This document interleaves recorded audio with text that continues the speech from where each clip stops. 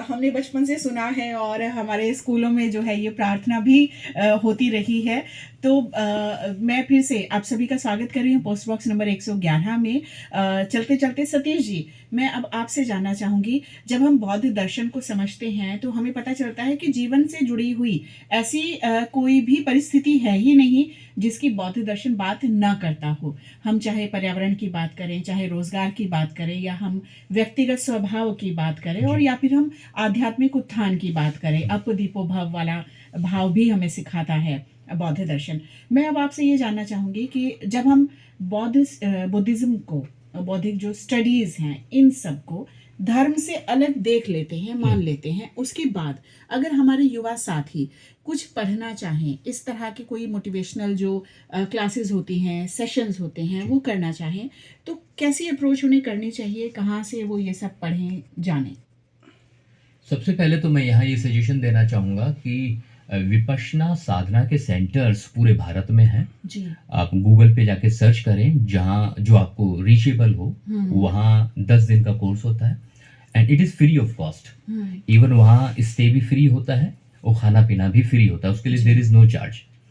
तो विपश्यना साधना में जाएं, वहाँ जाकर हमें धम्म के मूल सिद्धांत समझ में आते हैं। क्योंकि जो धम्म है, धम्म अनुभव करने की चीज़ है, अभ्यास करने की चीज़ है। तो एक तो यहाँ से कर सकते हैं। दूसरा, हम पुस्तकें पढ़ सकते हैं। पुस्तकों में भी हम अभिधम्म पिटक को पढ़ें। जी। अभिधम्म पिटक में भी सर्वप्रथम हमें धम्म संगनी पढ़ना चाहिए, क्योंकि जो धम्म संगनी है यह आपके मन से शुरू होता है, जो चित्त की बात करता है और चेतसिक की बात करता है। तो जो आपको बताता है कि आपको गुस्सा आया तो क्यों आया था, और अगर आप आते हुए गुस्से को नियंत्रित करना चाहते हैं तो कैसे कर सकते हैं। आप मुस्कुराए तो आप क्यों मुस्कुराए, मुस्कुराहट क्या आवश्यक है, अगर आवश्यक है तो किस हद तक आवश्यक है, और उसका इस्तेमाल हम रोजमर्रा की जिंदगी में सकारात्मक रूप से कैसे कर सकते हैं। केवल इतना ही नहीं, आपके विभिन्न प्रकार के छोटे छोटे जो आचरण हैं, जो छोटे छोटे व्यवहार हैं, वो व्यवहार क्यों हो रहे हैं, उनके मूल कारण क्या है, वो धम्म संगनी हमें समझाती है। धम्म संगनी हमें बता रही होती है कि जब हम परिवार में होते हैं, जब हम रोजगार में होते हैं, जब हम समाज में होते हैं, या विभिन्न प्रकार की क्रियाकलाप और गतिविधियों में संलिप्त होते हैं, तो जो मानवीय व्यवहार हो रहे हैं वो अपने आप नहीं हो रहे हैं। जी। अगर वो अपने आप नहीं हो रहे हैं तो उसके पीछे कोई ना कोई कारण जरूर है। अब जो कारण है तो वो कारण क्या है। कई बार हम अपने परिवार में देखते हैं कि हम बच्चों को कह रहे हैं कि आप पढ़ नहीं रहे हैं, तो अगर वो पढ़ नहीं रहा है तो कुछ और कर रहा है। अगर वो कुछ और कर रहा है तो कुछ और क्यों कर रहा है। जी। वो कुछ और इसलिए कर रहा है क्योंकि कुछ और को करने में उसे आनंद की प्राप्ति हो रही है। जी। तो कुछ और को करने में उसे आनंद की प्राप्ति क्यों हो रही है, क्योंकि उसका जो चित्त विभिन्न प्रकार के चेतसिक के साथ आ रहा है तो उसमें रस की प्राप्ति कर रहा है। वो जो रस है, उस रस का कारण क्या है, तो वो कंटेंट की गहराई तक जा रहा है। उस गहराई तक जाकर आपको ये समझाने का प्रयास कर रहा है कि जब हम जिंदगी जी रहे हैं तो दो चीजों के बीच में जी रहे हैं। पहला, हम आनंद और डर, दो बातें हैं। या तो हम किसी काम को आनंदवश होकर करते हैं, या हम किसी काम को डर की वजह से करते हैं। अभी हमने एक फोन पिक किया। फोन पिक इसलिए किया गया था कि मेरी जो अगली मीटिंग है, वो जो व्यक्ति है वो परेशान ना हो जाए, समझे। समय पर वहां मुझे पहुंचना चाहिए। तो एक भय उत्पन्न हुआ, कहीं ऐसा ना हो मेरी वजह से उस व्यक्ति का कोई लॉस हो जाए या उसके समय का नुकसान हो जाए। तो हमने उस व्यक्ति से बात की, तो उसके रीजंस हैं। हर एक क्रियाकलाप, हर एक मनोवृत्ति जो भी हो रही है, वो धम्म संगनी हमें सिखा रही।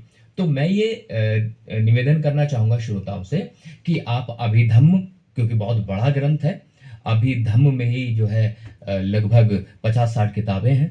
उनका सबसे पहला जो ग्रंथ है वो धम्म संगनी है।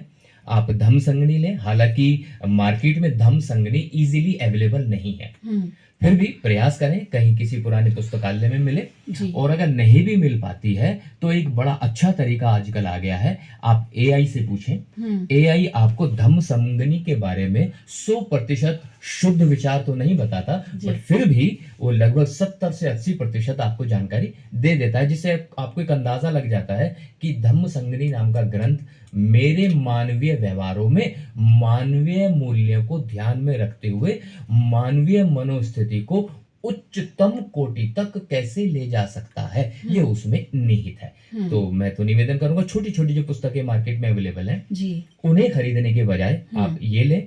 और दूसरा, डॉक्टर भीमराव अंबेडकर जी द्वारा प्रतिपादित कोई कई बुक्स हैं, उनमें एक है भगवान बुद्ध और उनका धम्म। इस पुस्तक को अवश्य पढ़ें। उस पुस्तक में धम्म को लेकर के बहुत अच्छी जानकारियां उपलब्ध हैं। जी, बहुत बहुत धन्यवाद। और हम ये कामना करते हैं कि हमारे जो श्रोता हैं और हमारे जेनजी जो श्रोता हैं वो बहुत सारी जानकारी रखते हैं, क्योंकि टेक्नोलॉजी के माध्यम से कम समय में वो अपने आप को बहुत ज़्यादा परिपक्व करने की प्रयास में लगे होते हैं। तो हम ये मानते हैं कि जैसे वो समय का सदुपयोग करते हैं, उसी सदुपयोग के माध्यम में वो ये पुस्तकें भी पढ़ेंगे, किसी न किसी माध्यम से उन्हें प्राप्त हो ही जाएंगी। और हमें बताया राणा पुरुषोत्तम जी ने कि किस तरह से हम अपने व्यवहार में बौद्ध दर्शन जो है उसे शामिल कर सकते हैं, और जीवन की उस तरह की कोई समस्या है नहीं जिसका समाधान हमें बौद्ध दर्शन से न प्राप्त हो, बस हमें स्वयं पर काम करने की आवश्यकता है। और हमें सतीश कुमार जी ने बताया कि ये 2 दिन में या किसी एक सेशन से नहीं होगा, निरंतरता इसमें ज़रूरी है। लगातार जब हम प्रयास करते रहेंगे तो हम अपने आप को एक बेहतर व्यक्ति बना पाएंगे, और बेहतर व्यक्ति से बेहतर समाज बनेगा, और बेहतर समाज से हमारा राष्ट्र और फिर अंतर्राष्ट्रीय स्तर तक ये मूल्य जो हैं वो जाते हैं। बहुत ही सरल तरीके से आप दोनों ने हमें बौद्ध दर्शन जो है उसे समझाया है, और हम ये चाहते हैं कि हमारे कार्यक्रमों के माध्यम से हमारे श्रोता जो हैं इसके बारे में जो भी जाना है उसे अपनाएं और उनका लाभ हो।